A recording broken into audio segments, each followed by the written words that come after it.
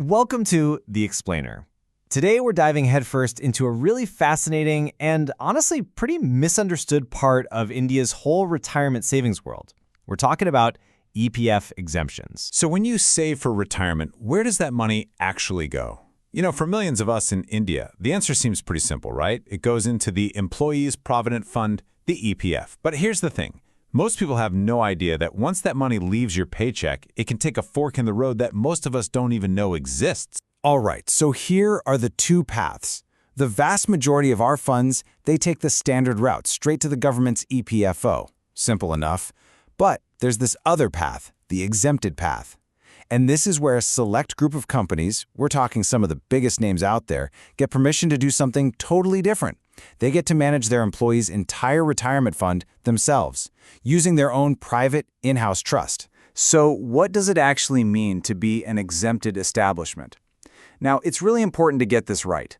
This isn't some kind of loophole or a sneaky way for companies to get out of their responsibilities. No, it's actually the complete opposite. Okay, so in legal terms, an exemption is basically a special permission slip from the government. It lets a company manage its own employees' provident fund.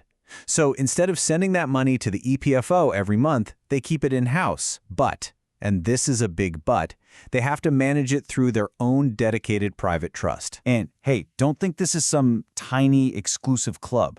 We're talking about more than 1,300 of India's major corporations operating this way as of early 2023. I mean, that's a huge number of people whose retirement funds are being managed privately, not by the government. So you gotta ask, why even allow this? Well, the whole system, the entire law, it's built on this one really powerful idea. And the EPFO's own manuals say it best: the worker's interest is supreme. The goal is to create a level playing field to make sure that employees get the absolute best service, whether that's coming from a public body or a private one. All right, let's get into Act 1, the birth of an exemption. How does a company even get this status? Because let me tell you, they can't just wake up one day and decide to do it. It is a super rigorous process, and the bar is set really high. It's basically a three-step journey.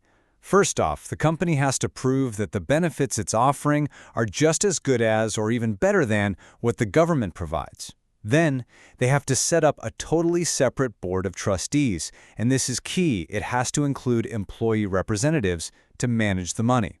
And finally, the whole application goes through all these layers of review before the government gives that final stamp of approval. And the whole thing really boils down to this one core condition. The company's plan is judged as a whole package. Their rates of contribution, their PF benefits, their pension plan, their gratuity, you take all of that together, and it has to be at least as good as, if not better than, the standard government scheme. No ifs, ands, or buts. Now, this is where it gets really interesting. Getting the exemption, that's not the finish line. Nope. It's actually the start of a life under a constant regulatory microscope. This is definitely not a set it and forget it kind of deal. So life as an exempted company is run by this incredibly detailed list of 31 conditions. It creates this super tight web of who's responsible for what. The employer, they have to make good on any financial loss. The board of trustees, they have to meet every 3 months and can only invest the money in government-approved ways.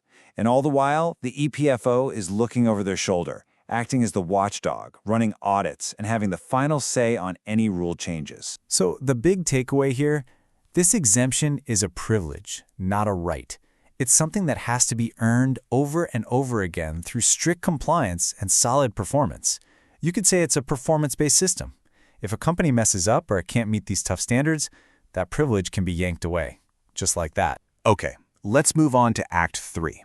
What happens when it's all over? How does this journey end? Well, an exemption can end in one of two ways. It can be forced or it can be voluntary. So, there are two ways out. On one hand, you have cancellation. That's the forced route. The government steps in and revokes the exemption if the company isn't following the rules. On the other hand, you have surrender. That's when a company voluntarily gives up its exemption and hands everything back to the EPFO.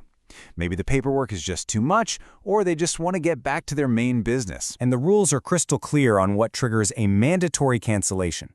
we're talking about some serious red flags here. Like if the company loses money for 3 years straight, or if its capital base starts to crumble, or, and this is a big one, if the company gets sold or merged. All of these things automatically kick off the cancellation process, all to protect the employee's money. But here's the bottom line.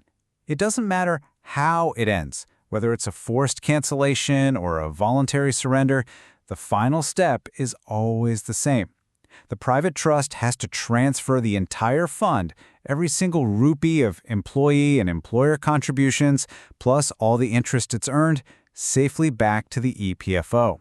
That is the ultimate safety net for every single worker. So after going through all that, you're probably wondering, why? Why have this complicated dual system in the first place? Well, it all comes down to striking this really delicate balance. A balance between giving companies some flexibility while making sure employees have rock-solid security for their retirement. So what's in it for everyone? What does this whole setup actually achieve? Well, for the employee, it's about getting benefits that are just as good, but with potentially faster, more responsive service. For the employer, it's all about flexibility. And for the EPFO, its job completely changes. It's no longer just a fund manager, it becomes a powerful regulator, a watchdog making sure everyone plays by the rules and that the workers' interests are always put first. And this timeline, I think, just shows so perfectly that this system is not static, it's not frozen in time. It has been changing and evolving for more than 70 years. From making board consultations a must-have back in '88, to spelling out those 31 strict conditions in 2003, and now to even floating the idea of a renewable exemption in 2020. Every single change has been about tightening the screws on oversight and boosting security for workers. And that brings us right to the edge, to a really provocative question about the future. The latest thinking is about making these exemptions renewable, not permanent. So here's the question for all of us. Should the privilege of managing billions and billions in employee retirement funds be a permanent status, or should it be something a company has to prove it deserves over and over again, every few years? It really is a fundamental question about what the future of Social Security in India should look like.